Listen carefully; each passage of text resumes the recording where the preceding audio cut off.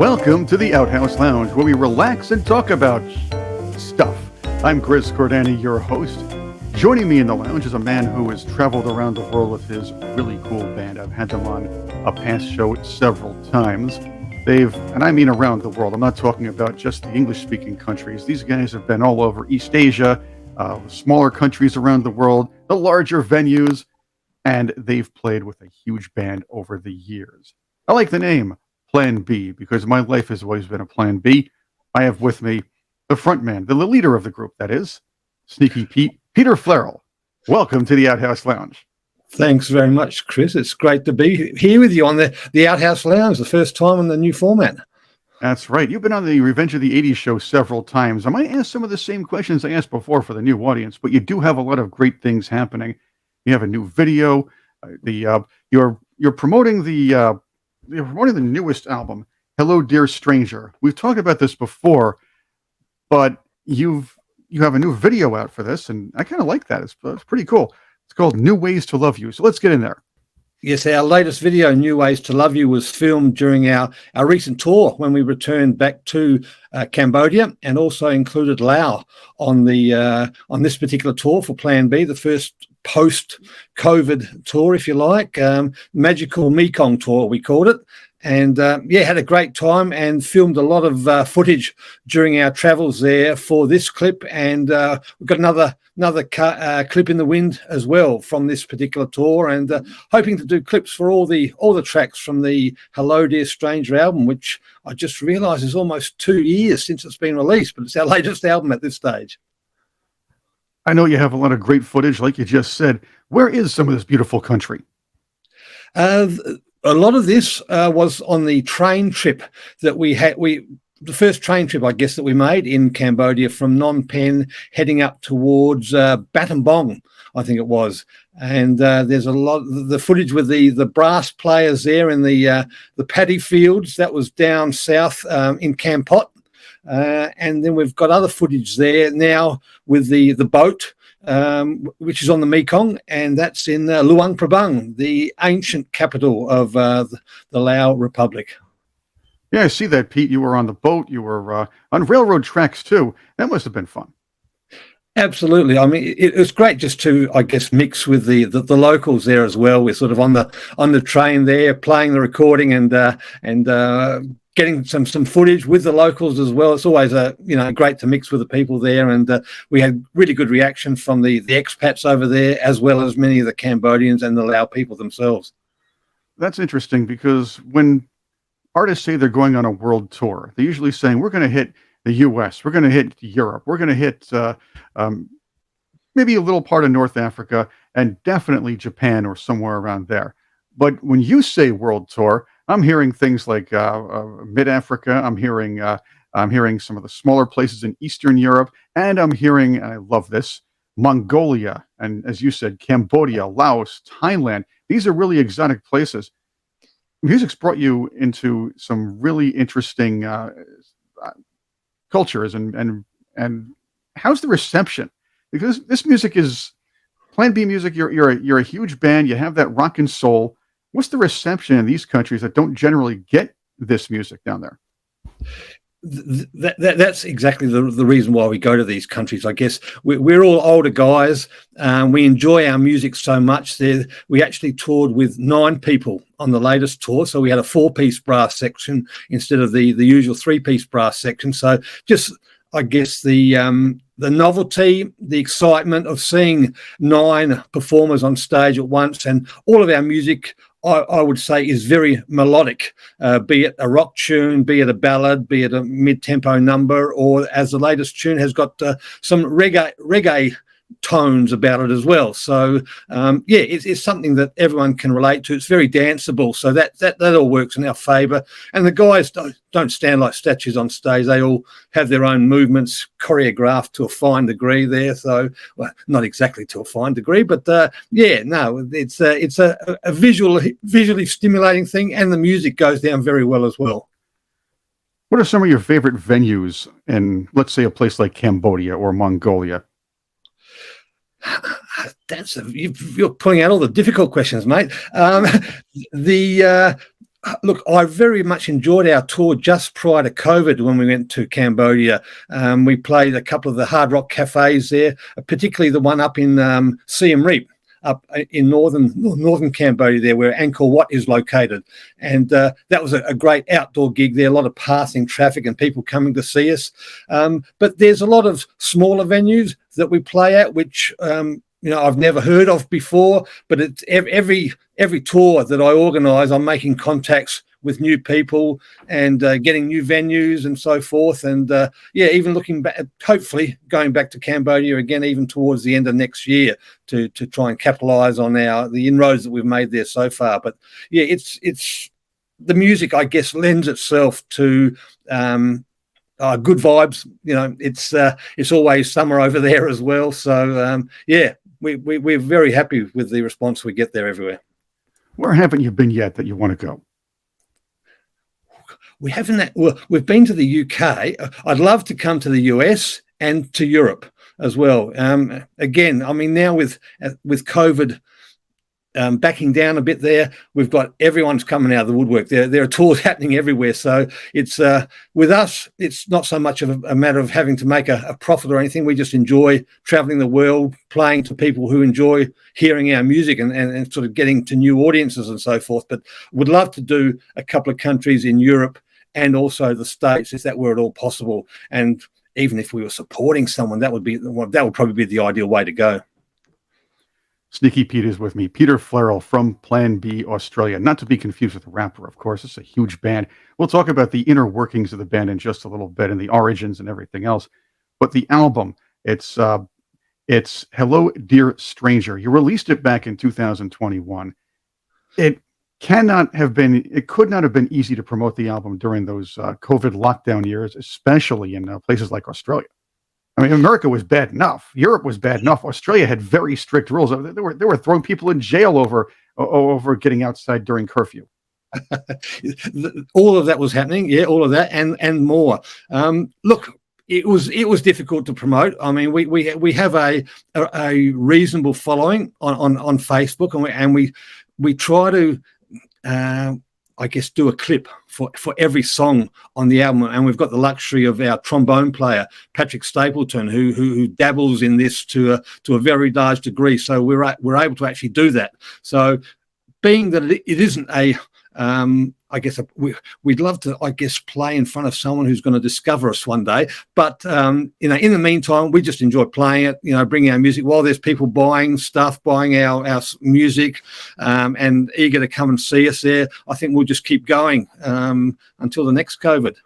That is the good thing. At least you can download music during COVID. At least you can create. That's another thing. A lot of artists lock themselves into their studios or lock themselves into their homes and just started writing a little more and got to utilize the solitude or utilize the fact that they really couldn't get around to push forth their creative juices and promote the music they already put out.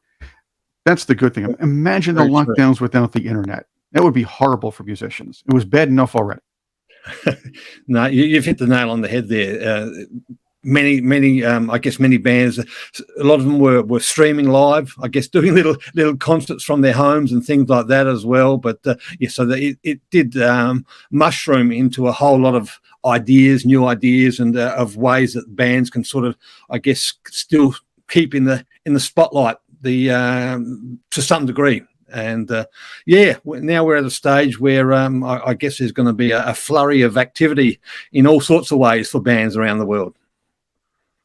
Peter Flierl of Plan B is with me here on the Outhouse Lounge. Peter, let's talk about the band. Plan B intrigued me back in the day when I was doing Revenge of the 80s radio. Some of my friends, a couple of my friends from the Dexy's Midnight Runners group, and now Dexy's group, were putting out your videos. And Jim and Sandra Patterson, who were, I see they're fans of yours as well. They introduced me to your band, and thanks to Sandra, I got you on, and it was I've known you ever since, and I had a great time. But for our Outhouse Lounge audience, tell us how Plan B was formed. And yes, Plan B is called Plan B for a reason. Right. Yeah. The original Plan B formed back in the mid '80s, and the name comes. I guess I had another band, an 8-piece band called Del Webb Explosion, and that did the same thing that Dexys did. Basically splintered down the middle, and so Plan B I chose as a name as being. It was a second choice after the Del Webb Explosion, but also it was a song by Dexy's Midnight Runners that I absolutely loved at the time that they put out there, and it was, I think, it was the first or the second single with the second version of Dexy's Midnight Runners, and that song was, of course, Plan B, and we still occasionally play that as well in our repertoire, and it's on one of our CDs as well, our own version there, and very kindly the trombone solo provided by Jim Patterson himself. And yeah, you mentioned Jim and Sandra, and Sandra's a bit of a, I guess, been very kind to the band. She's a bit of a mover shaker in those fields, and very grateful to her for introducing us to you and giving us, I guess, the opportunity for Plan B to reach a larger audience than we would have otherwise been able to do. So yeah, we're very grateful for the support, and we catch up with them every time. We've done 2 UK tours now, and catch up with them every time there, and they're living up north, up in the top of Scotland there at the moment. So yeah, it's always great to see them, and yeah, Sandra has introduced us to many people, including yourselves. The Dexy song Plan B has affected lives in many ways. Yours, well, it's the band's name. Me, I can't go to a business meeting without some guy saying, here's what happens. When I go to a business meeting, whether it be on Zoom or in person, I cannot resist when somebody in the group says, well, this didn't work, let's go with Plan B. I just can't resist shouting, Jimmy, afterwards. I know exactly what you're talking about, mate. And I watch movies. The number of times you hear, geez, we've got to have a Plan B. And I said, Jimmy. And I just imagined the trombone solo in my head. Yeah. No, he re-recorded it for us, a version for us, and yeah, truly indebted to him for the time and effort he put into to help us with that, and yeah, we'll forever be grateful. Are a lot of the guys in your 80s Plan B carried over to the current Plan B, or at least the reincarnation when you started that some years ago? There are basically 3, including myself. There are 3 members from the original Plan B back in the 80s, from the lineups back then. So it's basically myself on bass, and we've got 2 of the brass players, Patrick on trombone and Rob Williams, as in not the Let Me Entertain You Robbie Williams, but our own Robbie Williams on trumpet. So yeah, 3 of us from back then, but there's other people who actually we knew back at that time, and they're in the band as well. Chris Cordani here with Peter Flierl, Sneaky Pete of Plan B Australia, that is. That's how you have to call yourselves now, because that rapper is called Plan B, but I still like just calling you Plan B. I haven't heard much of him lately, though. I do like to tell the story that when he was actually born, I think we actually played our first festival in Australia, a bikers festival, Pondy, prior to the UK Plan B guy being born. So yeah, so we're sort of laying claim to that name a little bit. But yeah, I haven't heard. He was doing so well, but I haven't heard much lately of what he's been doing. Neither have I. I never gave that any thought, really, to be honest with you. Now I have to look this stuff up. Great. Now I have some more homework to do. Absolutely fantastic. Thanks a lot, Pete. I did enjoy, and I still enjoy, the rock and soul genre. It was kind of a subgenre of rock and new wave back in the late 70s, early 80s. You and Dexys have made that live on. It's timeless. I hate to say short-lived, but it definitely was timeless. I guess you can say the roots of rock and soul from back in the 60s were extended into the 80s, but I just kind of consider them a little different the way you guys did, because there was a new wave modern rock aspect to it. Am I far off, or am I just yapping on, doing some word salad or whatever? You're yapping on, but absolutely correctly. I couldn't agree with you more. It does go back further. You know, the Northern Soul, the soul numbered Sam and Dave, that sort of thing. But I also had a very strong influence. I mean, Dexy's was the number one for me, but I also had one on your side of the ocean as well there, which was Southside Johnny and the Asbury Dukes. I followed them right from the outset, and I guess they're very close to your neighbourhood where you are at the moment too. Where they originated. They're from Jersey. Not necessarily close in relative terms. They were, though. I guess about 2.5 hour drive down that way. Right. There is a nice bowling alley down in Asbury Park. Asbury Park was a birthplace of some great music as well. That's a pretty iconic place down there. Yes. Right. There are certain places that are music meccas in every country. In America, you'll see Detroit, obviously. New York and LA are obvious choices, but you had special music coming out of certain areas of Texas. You also have special music coming out of Athens, Georgia, that was pretty big in the 1980s. What are some of the non-obvious sources, or non-Sydney or Melbourne, I should say, music meccas in Australia? Look, Adelaide is probably punching a little bit above its weight. We've had a few of the big names that start up playing in Adelaide, like you may have. I'm sure you've heard of Cold Chisel, the Angels. They basically originated from down here. There's quite a few other bands which, when I guess by the time they make it big, they've relocated to places like Melbourne and Sydney. But the other capital cities of like Brisbane, Perth, they've all produced a reasonable number of bands that went on to become reasonably, big names around the country, and some of them went over to the UK or the US. I mean, even LRB, the Little River Band, a lot of their members, I think they actually started off in Adelaide as well. So yeah, I do forget that they're originated in Australia. They were a fantastic band out of the 70s. Yeah, out of the 70s. I think it's going back that far. Yeah, right. A lot of Australian artists did not cross over that much up until maybe the 80s, but you had your outliers like him. I know Rolf Harris had that number one hit. I also, one band I loved out of the Australian area, I believe it was a New Zealand band, because that's where Murray Grindley's from, the Underdogs. I've always enjoyed the Underdogs.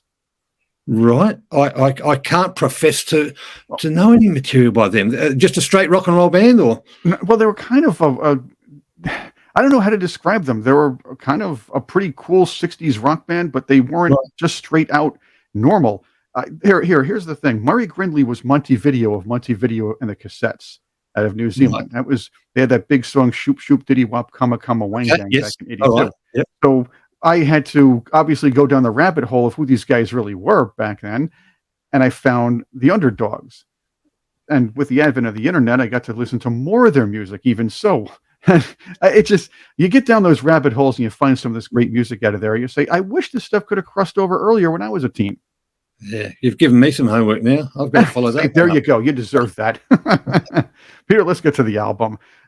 We did talk about this a little bit on Revenge of the 80s and past shows, but we'd like to talk a little more about, for our new audience, obviously, Hello, Dear Stranger. And I believe that title in and of itself, let's talk about the tracks, but the title Hello, Dear Stranger in and of itself is what Plan B is all about, in my opinion. You said before, you like going to small venues around the world. You like going to large venues around the world. You like meeting the people. You don't sit there and take your bus and go play and leave. You like to shake hands and talk with both expats and people who are native of those countries and get their feelings about the music, or enjoy a little time or some food with them. That's a long way of saying hello, dear stranger. No, you're right. The actual line is taken from one of the tracks, "Dance Floor," on the album, which is, I think, the opening line to the song there. It's the band actually, similar to what you just said, the band greeting the people coming to see them at the gig there, and welcoming them to the dance floor. And you can come and dance to the band or just sit down and listen to the band, but we're here and we're going to play for you. That's the clip, all right. And that's one that really took off for us. Adrian Miller, our keyboard player, came across a dance academy in Geneva that were on Facebook, and I thought they were called something like Dance Floor, and he saw that they had all these amazing clips on there, and we contacted them and said, look, we've got this song about dancing, and is it okay? Can we get permission to use snippets from the various clips you've got there? And they very kindly said, well, it's okay with them. We just need to check with the various people who've posted the clips there. And Patrick, again, our trombone player, was able to put them all together, and it's quite I still get a kick out of watching the moves there, and it seems like they're all dancing to our song there. So and he didn't slow it down. He just thought, just happened that way. And we had a very interesting experience when we, on our last tour in Phnom Penh, we played at a venue there, and there was a dance club, a Latin dance club there, and the members would go there, and there would be Latin dance classes during the week, and they got up there during the song Dance Floor and went through their Latin dance moves there, and it worked perfectly. And it's the first time I've seen the whole dance floor completely full, dancing to the dance floor there. So yeah, that was pretty special. That works all around. It works on so many levels right there. The dance floor, people on the dance floor, the video, the clips were just perfect. So I guess anybody can dance to dance floor. How about that? Universal. Absolutely, yeah. No, there's some little kids there with amazing moves on the dance floor. Peter, let's go with the rest of the album. We did talk about the video for your most recent track, that of course being New Ways to Love You. Let's talk about the song itself, though. This is our first, I guess, departure or delving into a reggae beat for the. It's very unusual. Plan B just we're not a reggae band, but we thought that when we wrote the song there, we were trying to work out which genre, which type of beat best suited the song there. So we went from a very slow ballad to an up-tempo type number, and then I can't remember whether it was Adrian or someone else said, look, let's try a reggae beat there, and it worked. And look, we'll never be a reggae band, but we like to dabble in a few different styles of music, and it just works so well for New Ways to Love You there. And we're very happy with the outcome of the song, and it's a lovely clip too. It really captures the fun we had on the last tour through Cambodia and Laos.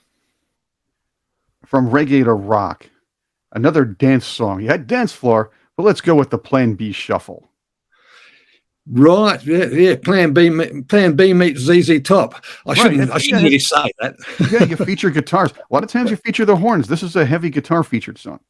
It does. I mean, there is a nice, cute little horn segment in the middle, and horns throughout. But yeah, it's very much that boogie, that shuffle type guitar sound, which I wrote for the song a couple of years back when I penned the number there. And it's a number that's gone down extra well with the audiences from day one, from the first day that we played it in the set. And it's. I guess it's just another arrow in the quiver for Plan B there in styles of music. We don't like to sort of go down the one track completely. I do want to note, just like the newer video, the New Ways to Love You, this features a lot of footage out in the wild, if you will. Besides the live action, I'm talking about the nature, the trips you're taking from city to city. Yes, yeah. Look, I'm just looking at it now. There, I noticed that there is some Asian stuff, but I think Patrick's also incorporated some footage there from the UK tour as well. So it's it does capture mainly the one of our Asian tours, which would have been the one just prior to COVID hitting well and proper in Australia. But yeah, it's the Plan B shuffle. It's the way we about the various modes of transport that we use to get around on our tours there. What's the most interesting form? Have you ever broken down in the middle of a third world country? Emotionally. Oh, good. The bus was pretty safe, I guess, right? It was, yeah. Look, we usually use the local transport, like the larger buses there. I guess the most dangerous things have been some of the drivers are a little bit don't worry too much about the road rules, and you know they sort of take chances, and everyone seems to give way to each other, or everyone expects something. Everyone expects the unexpected from the other drivers there. So it's a little bit, yeah. I don't know if I'd like to drive personally over in the in Cambodia and places like that. I mean, I have done so in Vietnam, but yeah, we haven't actually broken down anywhere. But yeah, we've had a few interesting close shaves there, which yeah, we're a little. I can't let you by without telling us about at least one of them. Look, there was one. I think it was an evening bus when we were touring Vietnam quite a few years ago, and basically there'd been light rain. The rain had got a little bit worse, and the bus was coming down this track into one of the villages between Ho Chi Minh City and where we were heading to play, and basically there was something was happening down there, and he put his skids on there, and the bus actually kept going, swerved to the side and kept going, and cars went around it type thing, and then we straightened up and kept going there. But the thing to remember, you don't sit in the front seat or just behind the driver, because you're dying several times each trip. Then you're seeing everything that's happened and how many close misses you have. It's best to be up the back of the bus sort of snoozing or something like that. So it's yeah, but it's cheap. You'll find on YouTube a lot of really interesting documentaries or top 5, top 10, top 15 lists, the most dangerous roads in the world. And there are a couple in the Pakistan or yes, an India area, and of course some of the obviously the Far East countries, where you have to drive around a mountain on a thin road, and there's no railing. Have you ever been on one of those? No, I haven't. There's always been railing. Sometimes the railing, you're in a huge big bus, but the railing only comes a foot off the ground type thing. So if it tipped over, you'd go over the edge anyway. So the railing wouldn't make any difference whatsoever. So yeah. But you've been on one of those roads, I guess. I have been on one of those roads. Yes, yeah, over in Pakistan. Yes, yeah. While touring, have you ever been in? I interviewed J.C. Carroll from the Members a while ago on Revenge of the '80s, and I'd like to get him on the lounge one day. He told me of a time he was his band was in a jail in a foreign country. Did you wind up in a sticky situation, or have you ever wound up in a sticky situation? I don't mean jail or anything like that, but something where you just didn't feel right while in the middle of a country you're not overly familiar with. If you had gave me an hour to think about it, I'd come up with something decent. Look, the only thing I could come up with is, I guess, issues surrounding, and I think I can say most probably about visas. It depends on how strong they are, or how they police those. I mean, it's great that in places like the UK, when we go there, they say, look, if you're not making enough money or whatever, if you're making, like we make so little money anyway, and we've got 8 or 9 people touring, so it just doesn't go there. It doesn't deter us from being able to travel without having to pay substantial amounts of money to get like an entertainment or a working visa, or be sponsored by someone over there, because everything's sort of run of the mill type thing. I'll contact the hotel and make the arrangements, and it's sort of all word of mouth type things. No big formal contract, and this huge big tour, and there's no tour manager over there. It's just me organising it for the band. So yeah, there's a few countries there which I guess China is probably the most interesting one. The last time we toured there, we played a huge big festival up north near Inner Mongolia. It was like a 3-day festival, like China's Woodstock version of Woodstock there. And this was interesting because the the Chinese authorities actually wanted all of the lyrics of the songs that we were going to play there, and they wanted they wanted translations of everything there, so that they could vet that to make sure that there was nothing anti-establishment, or we weren't saying things to incite anybody. Yeah, or else you're not coming out of there. Yeah, yeah. But the thing is, with China, I guess the official line is we shouldn't be playing anyway, you know. But it's not really enforced, or it wasn't enforced back then. You know, there's a lot of things have changed quite dramatically in China over the last number of years there, under the guise of different things. And I don't know whether you'd be able to get away, but yeah, things will happen, like major festivals will be cancelled, you know, a week or two before they're due to start, you know. So they've sold all the tickets there, and the government will just clamp down for whatever reason. They don't have to give a reason type thing. So can be very sticky situation there. And so when we sent these lyrics through, clearly the authorities knew that we were there, and we just had a visitor visa, but we were playing at a big festival, and we were getting a little bit of remuneration, but nothing substantial. The main thing they were concerned with was our lyrics. So yeah. Well, the reason why I asked these questions is because I noticed in the video for Wish You Well, the premise of the story is your band goes missing in the video. Well, we're abducted by aliens. That's right, exactly. There's an alien that arrives down, and we get zapped up, and disappear, and we're taken to another planet, basically. So that was an interesting storyline that Patrick came up with there for that one. But that's quite an interesting clip, that one. I'm sure you convinced by playing for them, you convinced the aliens not to invade us. That's a good thing. Yeah, look, we did a free gig for them. Yeah, they were happy with that. So, Tell us a little bit about the band, the personnel involved.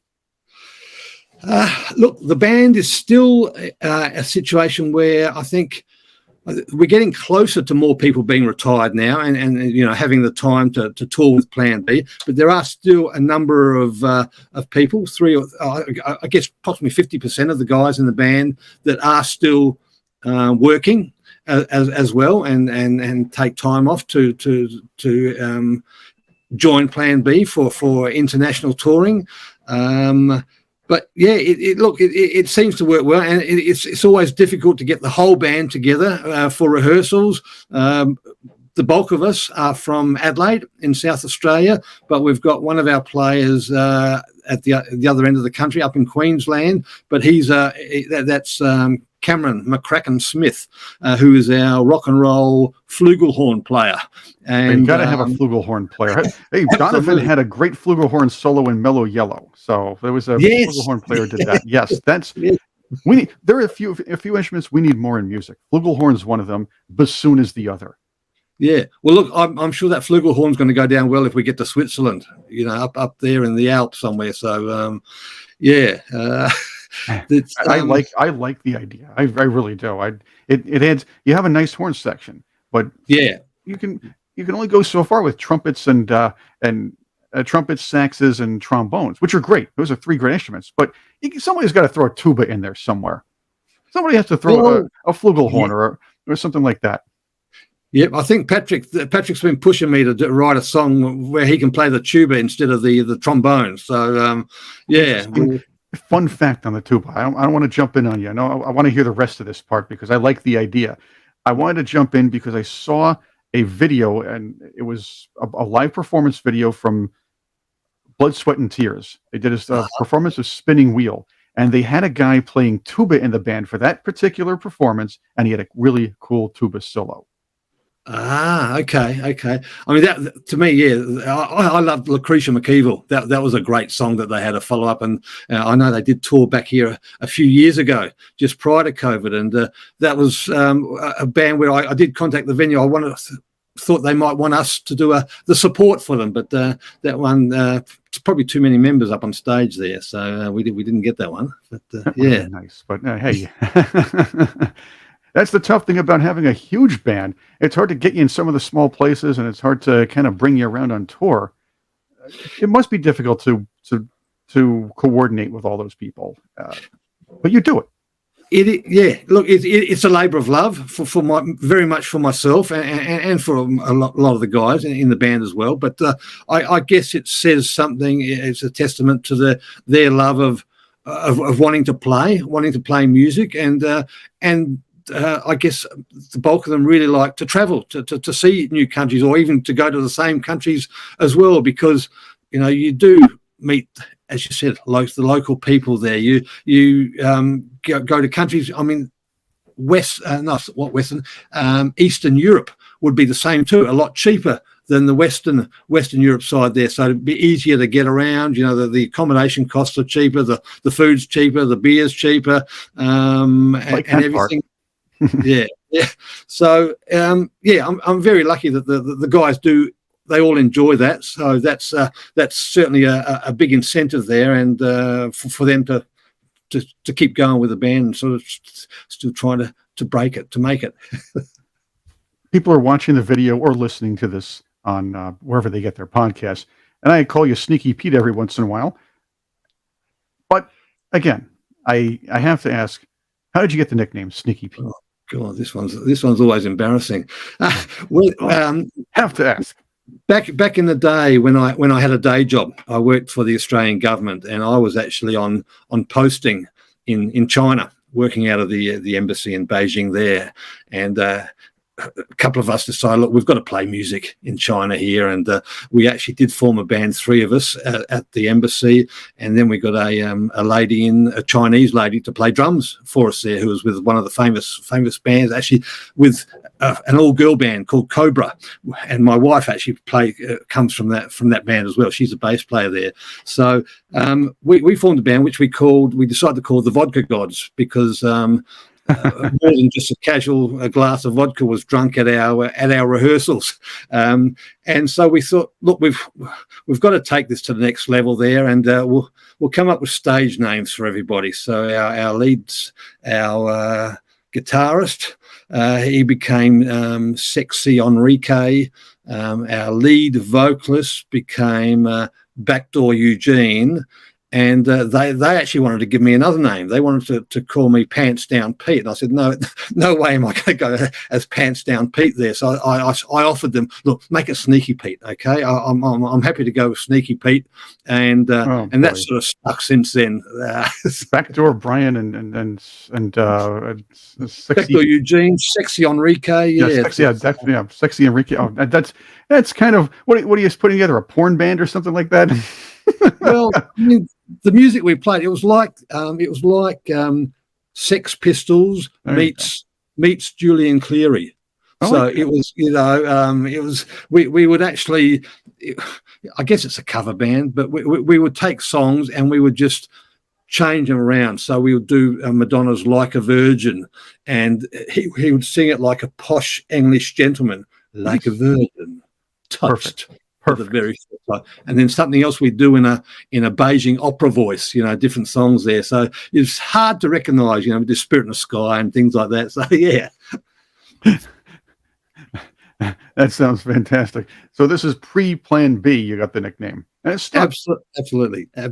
Yeah. And I'm in good company, aren't I? I mean, Sneaky Pete Kleinow from the Flying Burrito Brothers as well. So yeah. And of course the cheap liquor too. So really. At least that was on Grease once, but that's a long story. It's a different story for a different day. Peter, what's next for Plan B? What's going on with you guys, and where do you plan to tour next? Are you looking at putting together some more music? Maybe adding a tuba player?